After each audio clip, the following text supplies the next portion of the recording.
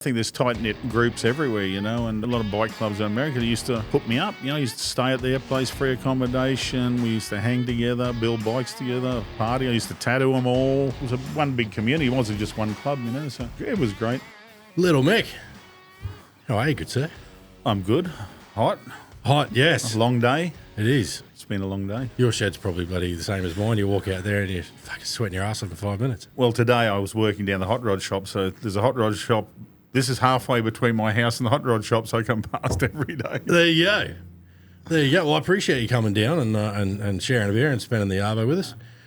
For anybody who doesn't know you, your history in tattooing and metal fabrication and everything else, give us a bit of a rundown as to sort of how you got started and all that. I feel blessed for the life I've lived, that I'm living.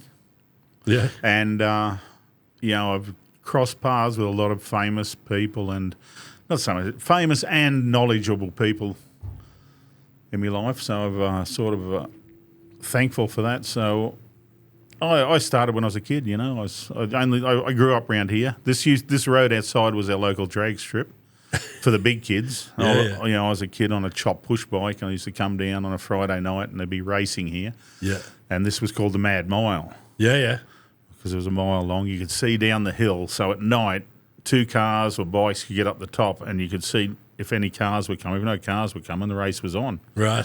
And then you had the other wet bit where you pull over here. That was almost like a return road. It was like a purpose-built drag strip. Yeah. And then when years later, I bought the shop up the road. I said, I can't believe I'm buying a shop on the Mad Mile.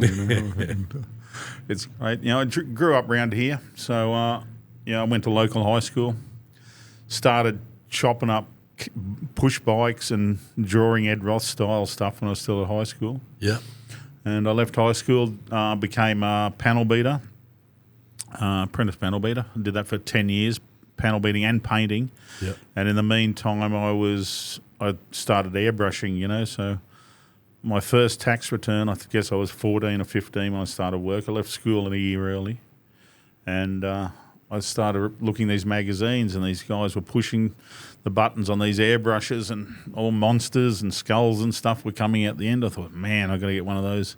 Yeah. One of those things. So I spent my first tax check on an airbrush, put some paint in it, took it down the workshop, couldn't get anything to happen with it, so I threw it in a box and I was always drawing and building stuff, so the panel van craze came along. I was like 15 or 16, didn't have a driver's license, but somehow I started airbrushing panel vans for Leach Motors, who was a Holden dealer.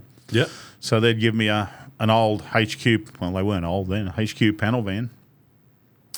We did a lot of red ones from a forklift company, so I was airbrushing those up. They were carpeting the back, putting mag wheels on them and selling them as, like shaggin' wagons or whatever they called them. And, I was airbrushing. By then I'd picked up the airbrush again and I'd started working it all out. Yeah. And, there were no magazines to teach you. There was no one else doing it in Brisbane. No YouTube. No internet. Yeah, so that I fully self-taught with that. Made a lot of mistakes, did a lot of bad artwork, a lot of good artwork, and so the panel van craze took off, and people were getting me to airbrush. They'd seen the cars I'd done for Leach Motors, and it was always Leach Motors and come back. No more naked women, please. We got. They had them on a revolving turnstile, a revolving table in their showroom, and these chicks with big bazookas and half naked, and so they never got me to stop doing that. I just made an excuse and just did what I liked. Yeah. And then I started doing a lot of metal fabrication. So the go was to put Monza fronts and hood scoops. Spoilers, flared guards, and I never knew anything about fiberglass, so I was doing everything in steel. Yeah. And back then there was no MIG welder, so I was oxy welding, hammer, weld, hammer, all my way around these cars. I don't know, I guess every weekend I was building something, same time I was building choppers, motorcycles. Yep. And so that all snowballed into this custom world, and I we purchased a MIG welder at the panel shop where I was at, and couldn't believe how much I could do with a MIG welder then. Yep. And little quicker, a little easier. Yeah. Then I started ploughing into it, and at the same time I was building motorcycles. So I built a lot of choppers. When I was 16, I built a pretty wild chopper, and I put it in the Brisbane Hot Rod Show, and I got second place, top bike. And it was the first trophy I got. I've still got the trophy, and I was 16 when I got it. And it was a wild bike, Springer front end, everything, mad candy apple paintwork, and wow, I really went overboard on it. And from then I just was always building bikes, and then I got into the big twin Harley thing with a few friends, and I started travelling to America to buy Harleys. I thought, this might be the way to go. And when I first went over there, I could pick up a Harley for like $1,200, $1,500 and bring it back here and sell it for $3,000 or $4,000. So I was doing that a fair bit. And at the same time, I was airbrushing, and I was still at the panel shop. By then, I was doing quoting and ordering paint, and in one corner, I had a couple of Harleys getting built. Another corner, I had a custom car getting built. And I thank my boss, the guy who taught me, Keith Griffiths. I thank him every day for teaching me to weld two pieces of metal together, and I thank him for giving me the opportunity he did. Yeah. And from there, I was in America buying Harleys, and at the same time, I was staying with the president of a club over there, and he owned a tattoo studio. So I was buying Harleys, and as they were coming into the city, for me to ship, I'd be hanging around his tattoo studio, and he said, I was drawing tattoo designs for him, doing sheets up that he could hang on his wall. And he said, "Man, you got to learn to tattoo." And I thought, I'm not really interested in tattooing. A lot of friends who were tattooists, so I thought that's their bag, Yeah. I'll just do my airbrushing and bike building, car building, and it's a lot easier to touch up a airbrush than it is a fucking tattoo. Yeah, well, we can get into that. Yeah. But yeah, so I did that. I was at the tattoo studio. So, man, when you come back next year, I'm going to give you an apprenticeship. You're going to learn to tattoo. So, luckily, he wasn't the greatest artist. He was incredible with his hygiene, incredible with his technical side of things, making needles, making ink, making machines. Wow. All that kind of thing. I can't believe he was so switched onto it when a lot of people I know weren't, So. Yeah. From then, he taught me to tattoo and do the basics, and then I just took off. I couldn't get enough of tattooing, and but at the same time, I'm still airbrushing, and so just because you needed more on your plate at the time. I don't know. It was all art to me, whether it was drawing a skull on a tank, a skull on somebody, a skull for a T-shirt design, or drawing something on a panel van. It was all art to me. And the customizing thing was sculptor. You're sculpting. Yourself when you change something. Sometimes it's not practical, but it looks great. Yeah. Or I'm all about that. Yeah. Well, I can see that, but yeah, and. But it really took off. So then I saw some tattoo designs by a guy called Jack Rudy. I was doing all the airbrushing and the motorcycle thing, and because it's really art. It's art form for you. It's just different medias of art. Yeah, for sure. Whether it's scrawling on a wall or scrawling on someone's skin, but you're not really scrawling on someone's skin. Yeah. And I'll get in a bit of a timeline on it. I think it's the early 80s, so I'm in America, travelling to America twice a year, buying bikes, tattooing. I started drawing tattoo designs, sheets of designs. I was selling them in America. So I go to the conventions. I'd take 100 sets of designs that I've drawn and sell them in the foyer of the hotel at the convention. That'd pay for my whole trip. And wow, I'd go around and visit all my tattoo friends, all my motorcycle friends, all my car friends, and did a lot of miles on bike. We rode to Sturgis years ago, a whole bunch of us, about 10 different outlaw clubs. We all rode together to Sturgis and had a ball all the way. And All the different clubs together. Yeah, all of us together. Yeah, it was great. It doesn't, and I could be wrong because I don't live over there and I'm not up to date with everything, but it doesn't seem like that's the sort of thing that would happen as much these days. Oh, yeah, I think there's tight-knit groups everywhere, and I was travelling over there on a lot of clubs in America, a lot of bike clubs in America that used to put me up. I used to stay at their place, free accommodation. We used to hang together, build bikes together, party. I used to tattoo them all. Do stuff to them, do stuff with them. They travelled here, I travelled there. It was one big community. It wasn't just one club, so it was great.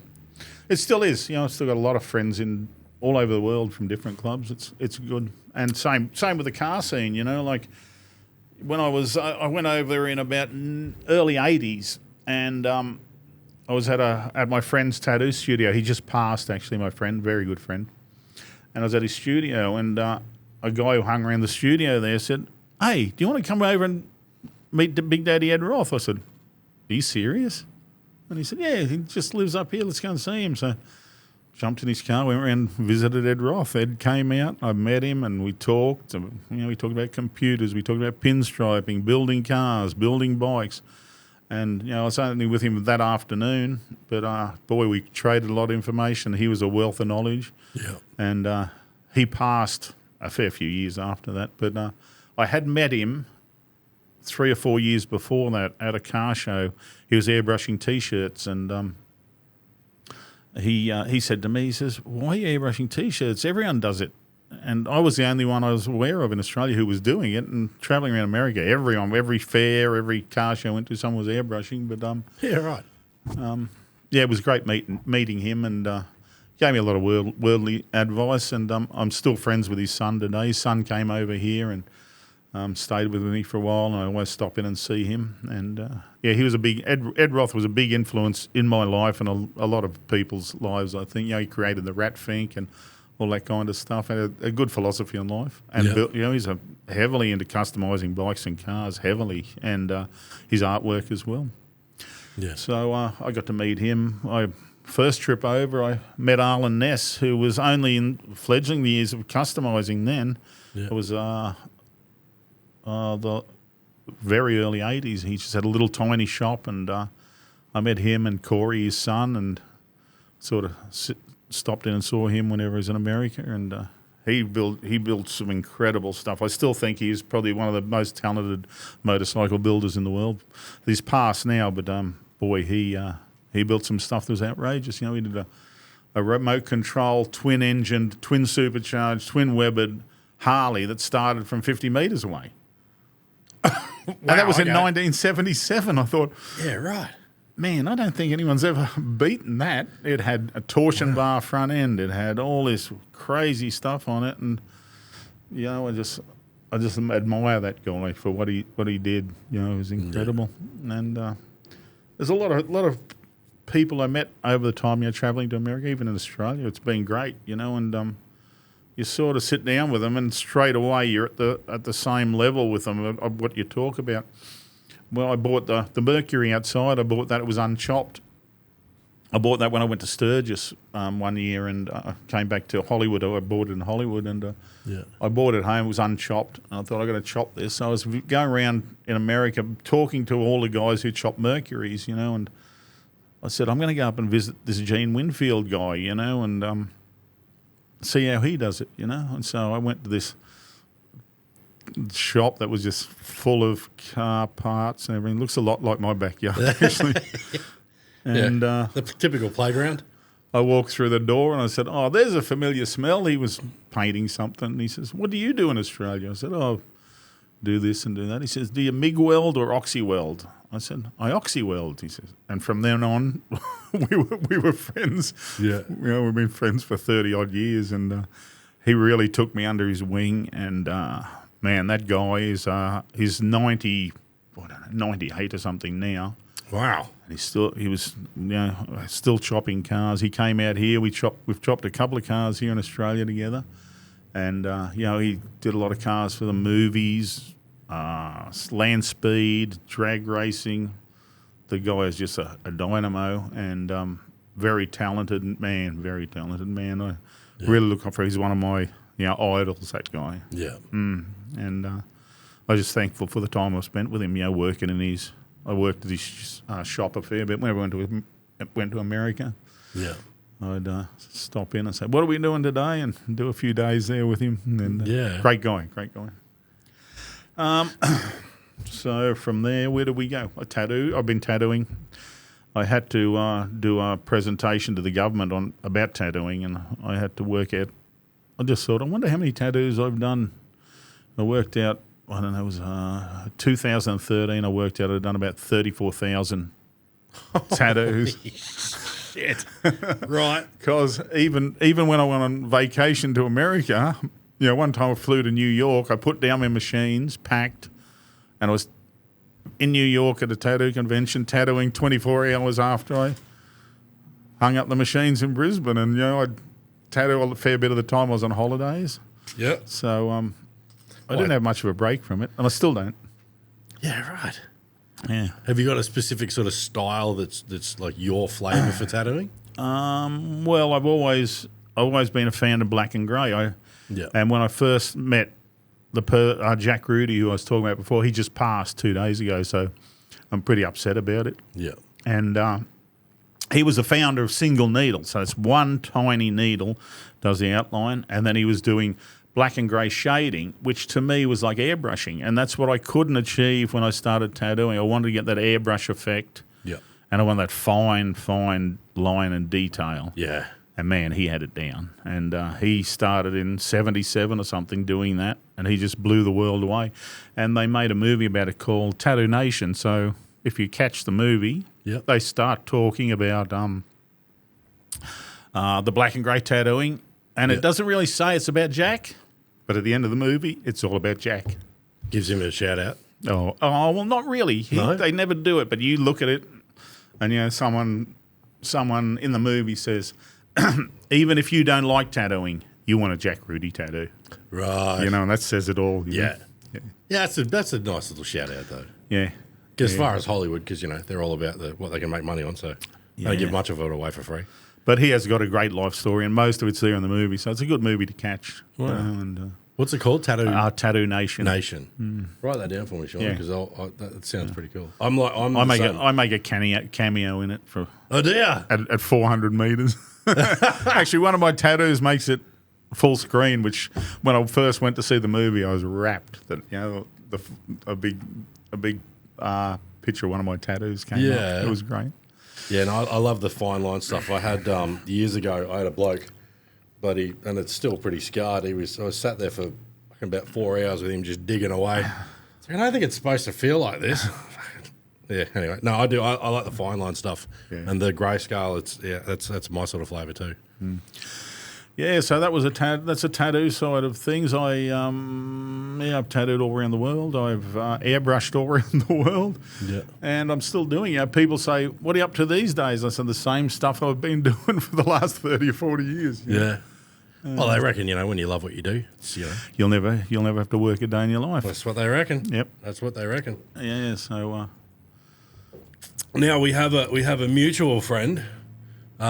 Which was you brought up before, which I was going to ask you anyway, so that's cool. So Ruthie, who's known by a little bit of a different name to you.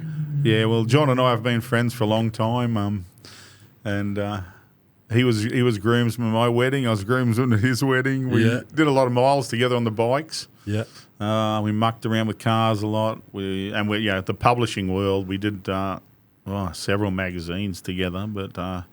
We did Live to Ride. I did the airbrush centerfold. So I did that was a big part of my life too, the airbrush centerfolds, because I do a dozen of those for the centerfolder magazine. Then I probably do another dozen for the yearbook and the calendar. And then I started doing in the tattoo magazine too. So I was busy airbrushing, and that was on artboard. So proper. I don't know, it's fine art, but it was art. Well, I guess it was fun. The eye of the beholder and all that. And, so he introduced me to the world of magazine publishing, and we did a lot together. We had an office together, and we did a lot of trips together that the publishers paid for, and at one stage we had our own offices and secretaries and stuff, and then we made the brilliant decision to start our own publishing company. And then we realised, hey, all of a sudden we've got to pay for everything ourselves. We're getting no more freebies. So Yeah. So, but it was great times, and it's a shame that the publishing world has gone where it is. There used to be magazines everywhere, and now it's all online. Yeah. Same with that's what killed my the drawing of my tattoo designs. I used to sell them all over the world, and now you just AI. You just tell them you want a picture of I want an elephant holding a machine gun that's shaped like a banana, and it'll just give you 3 versions. What the hell? Yeah, fair enough. And that to me is scary, But I think it elevates though that personal touch, because you were down at Cooley last year. Yeah, I've done Cooley for the last 35 years. Yeah, well, we saw you when you were down there, and then I saw the video when it went online, and sort of got me into more of up to date, because you're doing a lot more YouTube stuff now with your channel, with the builds and all that. Yeah, just lately. Actually, Alex, my son, he does it all. I'm just along for the ride. He tells me what to do and I do it. But mostly he's just following me around what I do day to day. Yep. So you've got hit the YouTube channel, Shawnee. There you go. So Hot Rod Central's just down the road. It's only a kilometre from here. So grab where it says Little Mick up the top there. Grab that and just click on it and pull it up a little bit more, and there you go. It'll set the page better. Yeah. So where are you? Because you got your workshop, and then you got the Hot Rod Central. Or wherever I'm working at the time, because I do a lot of work at other people's shops. Yeah. So and the I started doing Bad Chad from Canada came over here and did a story on me, and then he said, I want to come back and build a car with you. Yep. So we got the Hudson Terraplane, which is a 4-door sedan. My friend bought it. He said, I want you to make a coupe out of it, a 3-window coupe. And I said, well, I'll make it a coupe first, 2-door it. I'll leave all the roof unchopped, and when Chad gets here, we'll do the chop together for his TV show. Yeah. So I had it all sitting there, and I'd done it all, and Paul, the owner, saying, man, I just want you to chop it. You just chop it. And I said, no, we got to do it for the TV show. We said we wouldn't, all this. And then turns out he couldn't get in the country through some problem with his visa. Right. So him and I chopped it, but at the same time they had a film crew there. Right. So the film crew couldn't really fathom on what we were doing. They had no idea of how to chop a car or anything. And they said, listen, although Chad didn't come, we want to put together a program about chopping a car, and want to promote you. I said, okay. Well, they said, we'll do a pilot, and we'll show it to you. So Monday or something came. They said, we'll be in contact. I rang them. I said, where'd you go? They said, we got to be honest. We know nothing about airbrushing. We know nothing about tattoos. We know nothing about customising cars. Yeah. Can you come and edit it for us? So, oh, God. So I rang Ruthie. Yep. And I rang another friend of mine who actually does a TV show. I said, what's involved in editing? He says, it's a week of your life, and it's the most boring thing you'll ever do. Yep. So I said, no, I don't want to do it. And then I talked to Alex, and Alex has done a bit of production, audio and video stuff when he was at school. And I said, do you want to get this footage and see if we can do something with it? So Alex got the footage, and I don't know what he did. He spent 2 days tidying it up. It was terrible because, they'd have me talking, and next thing they'd go and film the dog, or they'd have me talking and be filming a magpie. And But he tied it up really well and did a great job for the first couple of episodes. And then from then on, he bought a camera, and we sort of worked together. And brought it all in-house. But he knows a lot more about it than I do. He's sort of a genius with it, and his editing is just unbelievable. Yeah, I know how much drama I have with my editing, let alone trying to piece together footage that someone else has filmed. Because at least when I'm editing it, I'm like, I remember doing this and I know what's next. Right. But doing that with somebody else's footage, it fucking drive me nuts. Good. Yeah, wow. Yeah. And, so he's been doing that, and... That he's just basically. I'm not really doing anything specific for the show. I've just filming what you got going on. Yeah, what we got going on. We got a fair bit going on, so it's never a dull moment. I don't know if I bore people on there or not, but I've watched them. I think it's all high energy stuff. I like it.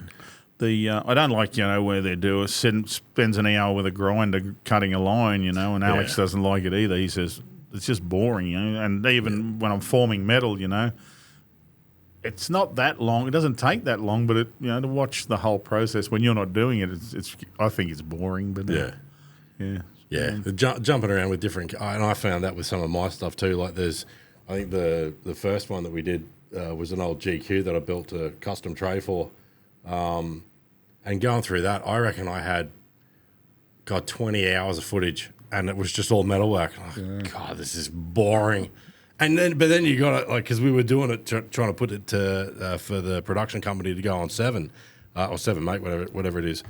And they're like, we got 24 minutes. How the hell do I get all of that across in 24 minutes unless it's at what is it? What do they call it where it's all sped up? But it took time. Yeah, unless it's all time lapse, this is going to make no sense to anybody. So yeah, I feel your pain. Yeah, sometimes I've got to do stuff, and Alex said, that's enough. I says, do you get what I'm talking? He knows a fair bit of metal, because he's been working with me for so long. But I think the people get it, I think they do. I think you go back in the day, Boyd Coddington, American Hot Rod. Foose with a bit of the overhauling and everything else he's done. The American Chopper. That was where I really got exposed to bikes, was American Chopper. And then I think if you take away all the bullshit and banter, I guess there's people that watch it for the bullshit and banter, and there's people that watch it for the information that's being shared, and then there's people that watch it for the your pull max that you've got. That to me is just like the ultimate bit of equipment that I would like. So that's where I go with it. But there's other people that probably go I said it to him on the phone, that tank that you were making. How you had it was like the way it was cut out and then up on an angle and then back in and I was like, how the fuck is that going to become a tank? I'm like, I get English wheeling and all, shrinking, stretching and all that, but when you laid that out and you're like, yeah, we'll bring this around, I was like, that's not going to become a fucking tank. But watching it happen was like, and I'm in it and I still was engaged with it. So I think it's awesome. I think you keep punching it out there because it's like, I think TV back in the day was very much they knew what the audience wanted, so they funded shows that gave them that. Whereas a lot of shows I don't like, they just, they said, we're going to make a fuel tank. Next thing they've made it. And that annoyed me. Yeah, I wanted to see how that, I didn't care if it was in time lapse or whatever. I wanted to see how they did it, and Boyd Coddington's and those shows, they were just too much. All of a sudden it's done, and I did a bit of work at Boyd Coddington's on there. They had a pull max there and they didn't know how to use it. So I was with Jesse James having dinner and his nephew was there, Jonathan. Yep. And Jonathan said, we've got a pull max at my shop. Do you think you could come down and give me a few lessons on this? I said, sure. He gave me the address and I went down there. It was Boyd Coddington's shop. So I went in there and, it was the scene, where they shot the American Hot Rod. It was great. Yeah. I was in the pull max there and got all their tools out. They were all pretty poor condition, but I gave them a few pointers on that. It was good. Yeah, right. That's an expensive bit of equipment to sit there and not know how to use. Very old, and the guy who used to use it with Pass, but Roy, hell of a guy. Yeah, and it had a lot of stuff hanging off it. I forget what. I think it had a set of moon eyes on it. It was all pinstriped and maybe some stickers. Yeah. But to me, it was like a temple in the middle of this workshop. No one really knew. Like Jonathan said, he said no one really knows how to use it. So I was going through the dies. They didn't have that much stuff, but I remember watching that. I remember when the episode when Boyd come on and said that Roy had passed, and it was just. He brought such an interesting personality to that show. Yeah, and he just didn't even have to try to make something. He just show you how to do it. Yeah, and all the oxy mix that he'd do, like blowing up the cups on the end of the benches and shit. Oh, God, that'd scare the crap out of you if you're in the middle of a workshop. But no, I think that's what I mean, though, is I think, back in the day, they would film stuff to try and cater to an audience, whereas now it seems more like you just film what you want to film and you'll find your audience. You know, like which is I think what you're doing with it as well. Because I've seen like when you first started putting that up, like you're getting heaps of views and heaps of engagement, and it's like because you're just doing you and it's authentic. And I think that's people are enjoying that a lot more now than that polished stuff that like what we're talking about from years gone by where it's super edited. Well, I think that Bad Chad thing, you know, when he was here, they did a show for Discovery or whatever it was called. I think it was just called Bad Chad. Yeah. And I was talking to his wife, and she said they did 80 episodes or something, and they had 800,000 views. Yeah. And since they've been doing their own show, they've had 200 million views. Wow. So she said they get paid a fair bit of dough for doing, and she films for an hour on a phone. Yep. No breaks. Yep. So she everything they do, it's an hour. I think she said she chops it into 4 for 4 ads and it's gone. She does that every day. Wow. And that's all they do. And it's some of their stuff is just grinding. You know, sometimes they'll do a little patch repair or something, and yeah. Do you find because you know, and I mean you've got decades more experience than me, but like I find it's like the more I learn, the less I enjoy watching some of the stuff because you're sitting there going like, that's not going to work. Or you know, like messes with you a bit. Like I remember back in the day watching Pimp My Ride going thinking it was the best thing in the world. Now you're watching, you're like, that's fucked. You know? Yeah, I know. With some shows you think, oh man, you've got to switch it off because they've gone too far, you know. But there's a lot of people out there. There's a lot of information there now on YouTube. You know, if you want to build something, you got a lot. I don't think there's anything on there that isn't up to date. Really, you know, all these laser welders coming out and forming machines, and just all the stuff that's coming out. It's all current. I think I remember watching the first Motorcycle Mania with Jesse, and he was talking about the voiceover at the time, which was typical Discovery back then, but. Was talking about it being the metalwork being a dying art, and half the machines that he's got are ex World War II or whatever it was from the ships and this and that. And he's got the oldest Paul Max machine. I don't know if it is a Paul Max brand. I don't, but he's got the oldest one I've ever seen. Yeah, but it's not. It's at his house, but he's got probably 3 or 4 really old ones at his house, and they are that's the sort of stuff that got me into it, was watching that. Because his was a little bit more detailed. Because like American Chop, I remember watching that, but that got very commercial very quickly. Oh yeah, But like a lot, and I mean, don't get me wrong, I still enjoyed watching it because it was like, I think I was about 18 when that started coming out. So it was probably. But Jesse kicked it all off with that Motorcycle Mania, and that was all done through. The Discovery Channel. They wanted to do Ronnie Sims up at Bay Area Custom Cycles. Yeah. And one of his bikes is just across the road at the moment, actually. I couldn't believe it. It showed up at my mate's shop across the road, and they wanted to do him as Motorcycle Mania, and then they said no, and they got in touch with another mate of mine down in LA, and he recommended Jesse, and then it just took off. Yeah. I think, and because Jesse said no to doing the American Chopper stuff, didn't he? Well, that's what he tells everybody. I don't know. He did a lot before that, but he did a lot. What do you reckon? Where do you reckon it's all at now? I was doing that Cincinnati trade show. So you go there. It's only for the trade for Harley Davidson. So I was there. I can't even think. Probably 10 years ago, and it was all dying off. They said I was talking to one of the wholesalers. He said a warehouse full of white ass frames that he can't sell. And, they had these, the spinner wheels. You saw them along the cars and lowriders. Yeah. They had a couple there. And I said, the first one I went to, which would have been, 15 years ago, I went to a few of the trade shows over there, and they had spinner wheels. I said, oh, when are these coming out? And he says, coming out? He says, they were last year's fair. And I said, we never even got them in Australia. There were some wild wheels. Yeah. And, fads like that, they're in America, and they don't make it.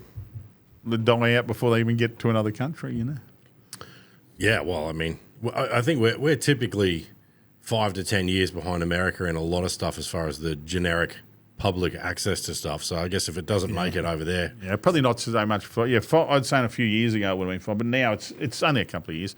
yeah. But it's funny, all that chopper stuff, they just died off. Well, they were getting like I don't remember what it was, but it was $250,000 for a bike. But I mean, Kevin Alsop, Big Bear. Yeah, he's an Aussie. Yeah. I mean, they capitalised on that with the bike in a box and everything that they did. Yeah. So I think there was. I know Kevin. He's a great guy. Yeah. He's. I think what he did over there was pretty massive for a while. So I guess it raised the profile and the visibility of an industry like all those shows. But then you go on YouTube now and you watch the old Biker Build Off series with Billy Lane and all those boys, and it's just on YouTube. And that's got millions of views. Yeah. And it's nowhere near. I mean, it's still pretty produced, but it's nowhere near as produced as some of the more polished Discovery shows. That was a good series, that Biker Build Off. Yeah. It was very. They had to rush through it all, but it was good. I enjoyed that. There was a lot of good builders on there. Yeah. Yeah, and I've watched a heap of old Indian Larry and the tribute bike that the boys did for him, and I think it was.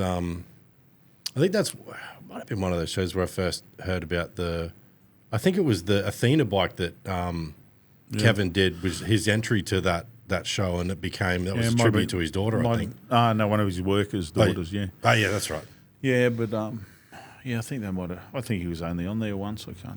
I'm pretty sure he was only on there once. I think they threw everything they could at that and took the win and was like, yep, that'll do. We'll take that.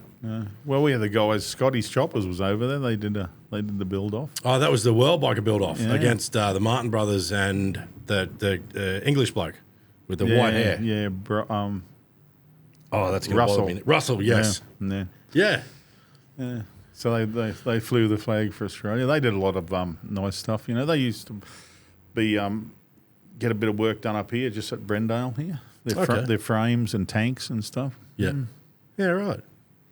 What's as far as everything that you've built, like you've built bikes here and stuff in America and everything else, sort of you've probably ticked a lot off. Like what's next? What's coming up?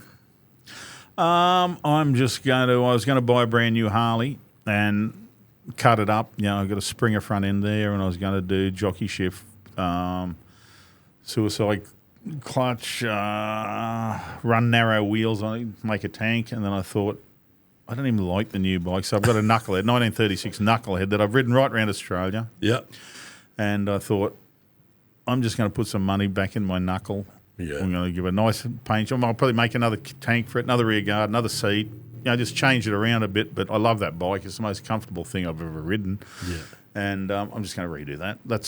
That's probably the next thing in line. I've got a rat rod I'm building up at home, but that's a long project. I've got almost everything there for it now, so I'll get on that. But I want to do my knucklehead because we've got a lot of big runs coming up, and I want to do it on I want to ride a show bike to every run, Yeah. I don't want to ride a Milwaukee 8 with handlebars and a set of Vance and Hines. I want to ride a chopper, something chromed up and crazy. And yeah.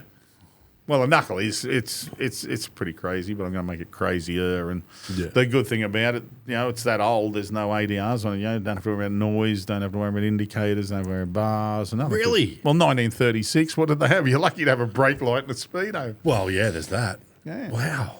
Yeah. So that's the way to do it. Just have an old bike. Yeah, that's cool. Yeah. So I didn't even think about that. Yeah. And the Mercury outside, I've taken the top half back to bare metal and epoxied it. It's all good. So the lower half I'm going to do before Cooley Rocks. Mm-hmm. And we're going to, I think this year we're going to flame a Mercury at Cooley Rocks. We usually chop a car, but we've got about a dozen members of the Beatniks, the car club I'm in, from America coming over. So we're going to, it'll be a big one at Cooley Rocks this year. So, when you say flame, are you talking about like the true fire flame? Yeah. No, we're going to do old school flame where you mask it, And we're doing that, getting ready for that. We want to have the Hudson Terra. We want to have the Terraplane at Cooley Rocks.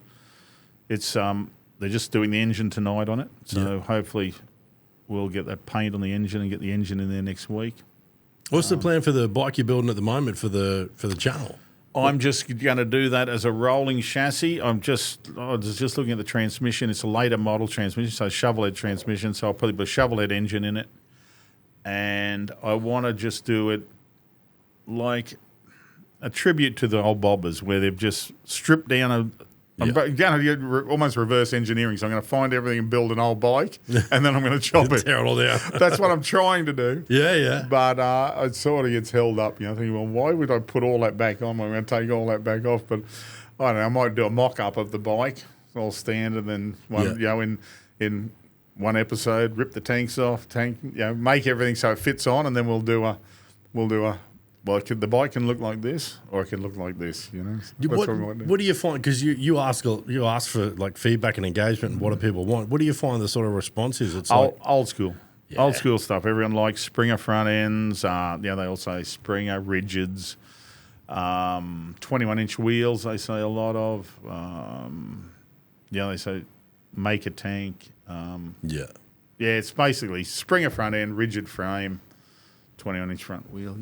And engines, everything but late model engines. Shovel, knuckle, pans. So. Yeah, nice. Yeah. Very cool. But we'll do. I think I'll probably do the tank and stuff on it soon, and do the oil tank. I think I'll make everything to bolt up to it. Then I'll put all the stock stuff in. I'm not going to put stock stuff back on it if I can. But I want to make it all bolt on. I don't want to weld too much to the frame or chop anything up too much. Very cool. What's if you were going out and buying a new bike today, what would you buy? Well, I was going to buy something like a lowrider. So I've just had a twin cam with a big back wheel, and horrible to ride. Mm-hmm. Because, I'll get on that and go somewhere, then I'll get on my knuckle. My knuckle's only got about a 160 back wheel and 20 on the front, and that thing is like riding a push bike around. You can throw it around corners, you can go here, go. But those big back tyres, the road... Yeah, the arse is always trying to take over. Yeah, the arse is trying to take over, so I don't like them. So I was looking, they still build Harleys with a small back wheel. I was going to do that, spoked wheels. Yep. And just basically the engine. The engines now, they're fast enough. You lose your license quick enough on a stock engine. Oh yeah, without spending a couple of grand on it to lose it quicker. So and when we go on runs, we're only sitting on we sit on 110, 120 all day. With a big pack, you can't travel it you can't travel much faster than that without something happening. Something's going to happen, or you're going to lose people. Or, yeah. So that and a lot of guys like the big engines. They're cutting wheel stands and burnouts and stuff, and they use the power. But if you're not using it, it's a waste of time. You're sitting on a bike that's capable of all this horsepower, and you don't even use it. It's a waste of time. Yeah, it's like doing a cruise around Curly with a blower hanging out your bonnet. Yeah, that's like. Okay, and the minute you do a skid, the cops are on you, and you'll lose your car. So that's it. Yeah, it's fun when you can, but it's time and place. Yeah. But where do if you guys do a long run, where do you sort of go? Is it from here and you got just a curly run, or do you do a big lap somewhere? Oh, it depends. Well, we did do the cars. Sorry, if we do the cars, we've been to Phillip Island a couple of times. 10, 12 cars. Yeah, nice. And the newest cars probably something in the 50s. Everything from a 32 to the Mercuries and stuff like that. So it gets it's almost like a circus traveling down the road. You pull a service, a gas station. There's a whole line of these old cars. Yeah. And the bikes we go. I've been right around Australia on a bike.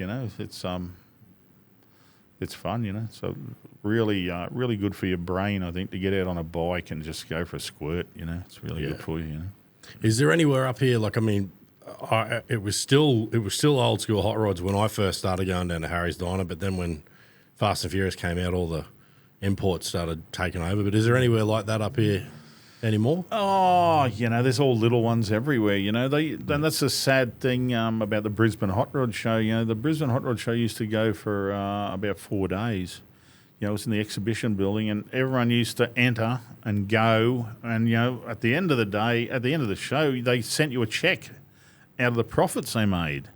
Right. You know, it was only $100 or something, but it really, you know, it was something you got back, and you know, that used to be the big thing. But now there's that many shows and cruises and stuff on every weekend. Yeah. They tried to do it, I think, 2 years ago, and they didn't get much response for doing it. But it used to be a great weekend in there. You know, all the trade stalls used to come from all over Australia, and a lot of big dollar show cars and low dollar show cars. Yeah. We had our own little area where we had bikes and cars, and I was in there airbrushing. I airbrushed in there for years, and doing T-shirts and stuff. It was like a yearly thing for me. But it's sad that's gone. And there's shows. There's a show every weekend, really, if you want to go, but nothing of that caliber, you know, where it's, you know, prestigious. But it's sad. It's sad it's gone. Yeah. Sign of the times, I guess. Yeah. I mean, I miss Harry's. You know, I used to love going down there. You know, it was shit. I'd go down in what did Mum have? Mum's like Seeker or something. We'd go down in a Camry. Like, I didn't care. We'd park it across the road and walk over. Yeah. But just going through and seeing all that stuff, you know, when we were coming up, because my first job when I was at school was at Macca's, but most of my afternoons were spent. My dad had a mate, Ken Illingworth, who used to be down behind Stafford City. Kenworth worked beside me for about 10 years. Good friend of mine. Yeah, right. Well, it was. I mean, Dad down behind his shop had a furniture shop for several years. So where was he? Down behind Stafford City in I'm going to say Hayward Street. Street. That's where I started my apprenticeship in Hayward Street. Yeah, well, beside Ken Illingsworth. Yeah, so where Ken was, and then there was that mechanic next door down that side street, or not side street, some dirt driveway. Yeah. Down the back of that, Dad had a furniture shop down there. Well, it used to be our old paint shop, our old panel shop. There you go. That's crazy. So Ken, you drove just past Ken's, and there's a driveway. Yeah. Yeah. If you're coming from like Webster Road. Yeah. Yeah. So there's because the old bloody style building. Yeah. There was the mechanic that was there, and then there was Ken's, and the long dirt driveway. Dad was right down the back of the furniture. Well, that used to be Donnie Wilson's, and then the shed beside that. You know, the dirt went right to the end shed. Then there's a shed beside that, a bigger shed. That was us. That was K&J Motors. Yeah, right. Yeah, so well, there you go. That's where I started airbrushing. That's where it all started. I was 14 when I was there. They put me on pretty good money. I was on $29 a week. So I was on the big bucks. Yeah. And I was probably getting $50 for every tank I airbrushed. So I was doubling my money on weekends. There you go. Yeah, no, the first time Dad took me into Ken's panel shop there was, I was in a nappy, like I don't remember it, but growing up around there with Dad. So what year would that have been? So what are we, 81? So when I started going down there on my own after school, I was probably 15, so 96, 97. Oh, yeah, no, that was way after I was there. We left, and then we went to Finsbury Street at Newmarket. Yeah. My boss bought a bigger place there, and I probably was there for about 10 years, and I left, and then I was tattooing basically after that. Yeah. No, that was my early exposure was Ken drinking beer and coffee and smoking cigarettes while sanding panels. Well, we had Mickey Athelwood there. Yeah. The engine builder, the drag racer. We had custom off-road components used to be across the road, building all the buggies, all the the V-dub stuff. Yeah, I remember them. Yeah. And then there were powder coaters there. There were sandblasters, obviously painters, upholsterers, everything that was really big in that area. Yeah. So. Yeah. Well, my first proper job in automotive was at the end of that street was Tint Mart, doing window tinting. Oh, okay. Yeah. For the old boys up there. I had the bug early. I had no idea what I was doing with cars for a while, but there was, I remember in Mum's driveway, I had old HK Kingswoods and everything from that through to little Suzukis. I just pull them apart and sell bits off. And the one HK we bought was a sedan, and it had the Statesman hubcaps with the wreath in it. And we paid $400 for the sedan, and I think I don't know what we got for the hubcaps, but they were worth more than that. But we just take shit apart and try and learn, and practice and whatever else. It was just fun. Yeah. And then going through life, and I opened my first shop and had that for 6 years up the coast, and then moved back down to Brisbane in 2016 and tried doing stuff, outside of the industry for a year, and worked out I'm a pretty shit employee. Don't take direction real well. And then, in 2017, I opened this, and it just went from renting Michael Lloyd, Sideways. He used to DJ and all that sort of stuff. He had low luxes and all this sort of stuff around the area. I think he was the one that first told me about you with the tattooing and that.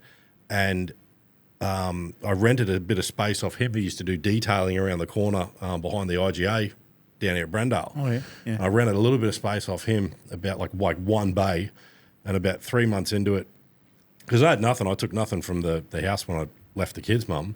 Had an old Subaru, sold that, got $2,000 for that, borrowed mum's car, rented a bay off him, and bought a heap of window tinting gear again. And for about 2 or 3 months, had that one bay, and then from 3 months to 6 months, I rented the bay next to it, and then from 6 months to 12 months, I rented half his shed. And then at the end of the first 12 months, I went and got the first shop in Moonby Street. Was there for a couple of years, and then outgrew that and did the first chop, the first GQ chop, the middle row on the far left. We chopped that. That had 4 individual HSV seats in it and all the other gear, painted it and everything in a 165 square metre shed, which was like chockers. And then, then came over here, and we've been here for like 5 years now, 6 years, something like that. 5 years, I think, something. But there's a lot of it's a labour of love. It is, yeah.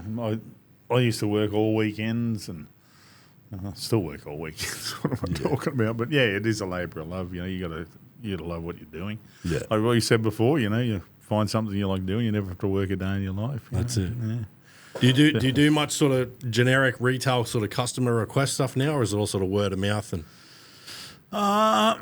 what do I do? It's all word of mouth. Yeah. I paint a lot of bikes. Yeah. Do a lot of paint jobs, and I do a lot of tattooing, and in between I'm building cars and bikes, and just always busy. Yeah. It's a good way to be, though. Keeps you from being bored. Oh, yeah. I don't think anything's ever going to change. Nothing's changed in the last 40 years. I don't think it will, but I still look around trying to learn. Like Gene Winfield, who's famous saying is every day's a school day, and it is, Oh, yeah. And I think anyone doing this kind of stuff, you can never have enough people in your life who can give you advice, and like I said before, when I was chopping that Mercury, I went to Dick Dean. He's a really famous customizer over there. He built, he did the Batmobile. He did all his stuff for George Barris. He's one of George Barris's main guys, but never took credit for much. Yeah. But I became good friends with him, actually, and over the years.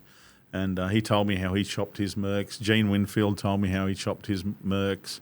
And, I looked around anyone who's doing one, DeRosa, all these people, and then I just took their best bits out. Yeah. And that's how I chop Mercs, and, I'm happy with how I did it. But, every time I chop one, I think of these 3 or 4 guys who gave me all the advice at the beginning of it all, And Yeah. I don't know, I've probably chopped 4 or 5, probably more Mercuries now. I don't know, we've probably chopped a dozen cars over the years, probably more. Yeah, well, like when you talk about chopping cars, it's like it's a whole different ballgame. I talk about chopping 4-wheel drives into utes, and it's like I just got a rear wall to deal with. Like the body lines you guys have got to make work is a whole nother game. Yeah, I did a 39 Mercury. It's around here somewhere. A really nice car. I used to drive it a fair bit, and I chopped that into about 8 pieces, the whole car, and put it all back together. And yeah, I'm surprised. I look at the photos. I remember I was sitting up one night making this piece, and I'm tapping. It was a little piece for around the hood or something, and I'm tapping it. And I just look at the clock. It's like 10, 11 o'clock at night. I thought, what am I doing? Making a piece of a car. I could just go and buy a car down the road. But I'm making a car, and I'm stupid. You just think to yourself, it's sheer madness. And same with motorcycles. You get a perfectly good motorcycle and customise it. I bought a brand new Harley from Morgan & Wacker. And that probably 20 years ago, and I took it home and I cut the frame in half. And I said to Tracy, can you go down to Morgan Wack and get me some new steering head bearings? Because I'm putting this big long front end on it. And Tracy went down and said, Mick needs some steering head bearings for that bike he bought yesterday. What do you mean? It's a brand new bike. You shouldn't need anything. She said, I sort of cut the bike in half. And she said they were just shaking their heads. Yeah. And when they released the brand new twin cam Harley, I got one of the first ones in the country, and so I took it straight home, cut the fuel tank in half, stretched it, made a rear guard, pipes, put the hand shift on it, put a Springer front end on it, ape hangers. Just went to town on it, and they said, can you bring it down for the open day? We're releasing the new twin cams. Can you bring yours down so it can be on display? So I rocked up on this thing, and they just flipped. They said... Probably should have said, but it doesn't look much like yours anymore. And there were the Americans there from Harley Davidson doing the launch, and they went over and they said, hey, it's a twin camera. And they went out to look, and they were shocked. And I was leaving to go on a run, so I couldn't stay. And I gave my friend some flyers for a bike show we were having. I said, can you hand these out? We're leaving on a run. I got to get to the clubhouse. Yeah. And I rode off, and the salesman came over to him and said, I said, what's the matter with that guy? That was a perfectly good bike 4 days ago. And I did it every year for years. I'd take them home and pull them apart and cut them up. And it was fun. Well, you got to personalise them. Oh, boy, I did more than personalise. I tell you, I cut them up. Yeah. Even the Mercury, when I chopped that, everyone's saying, what are you going to do with this? I said, I'm going to cut 4 inches out of the roof. And they said, are you serious? And they're saying, you'll wreck it. And I did it, and then drove around and said, this looks cool. Yeah. Yeah, so when I'm looking at something before I've touched it, I tend to find, you always find new things along the way, but when I'm building something, I'll have built it in my head before I've taken the first bolt off. Like you can see the lines, like roughly where you're going. I usually do it if it's a serious build. I'll do a couple of drawings, know, and I'll photograph it, and I'll do a line drawing of the body, and then I'll just get there with the scissors and some sticky tape and just tape it all together and move it till it all looks right. And believe it or not, that so many cars I've built that have come down to how I've drawn them is incredible. Wow, really? Yeah, it's a good way to do things. Yeah. It's I've steered. I've definitely done templating on stuff before, like when we've done like the tanks and whatever else. But when I'm looking at a truck, I'll sort of just. I definitely don't draw them, but I'll hang tape where I'll roughly where I want it. Got to look at body lines, especially with those. They got so many body lines, and if you put them in wrong, you got to get them. You got to get all them lines right, and that's the secret of any car. I think you got to get the lines right. Definitely. But then it's like you with the bikes and stuff. It's like you got to go. Okay, well that's where that's going to finish. But then I got to think tray, canopy, like where's that going to finish? What height's that going to sit at? And it just I love that. Yeah. I would be bored out of my mind if I wasn't able to tinker. I don't reckon.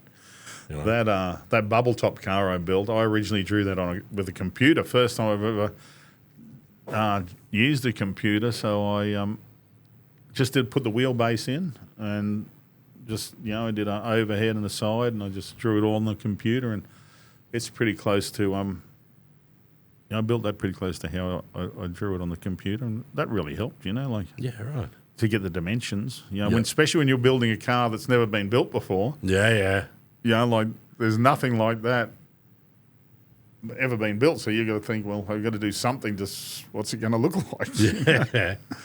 But it wasn't much of a learning curve building the car from scratch. The main thing was, how's it going to function? Where are you going to sit? Where's the steering wheel going to be? Where are the pedals going to be? Yeah. How high are you going to be out of the car? And stuff like that. But when it came down to, I had all the drawings up. It was basically cut and weld, and form panels. But that's cool. Yeah, it was, I suppose it's the way you're supposed to do something. You're supposed to have plans and build it to plans. But when you're cutting up a car, sometimes you can't. You've got to sort of wing it and just hope this works. Or no, I get it. G'day, legends. To help support the brands and support us, get onto our website and check out who we've chosen to partner with. For everything custom 4x4 and accessories, visit wildsidegarage.com. While you're there, don't forget to check the links for the discount section, where you can get 10% off brands like Carbon Off-Road, MAXTRAX, and In-House Fabrication. Remember to like and subscribe to help us grow the channel and bring you even more from Wildside.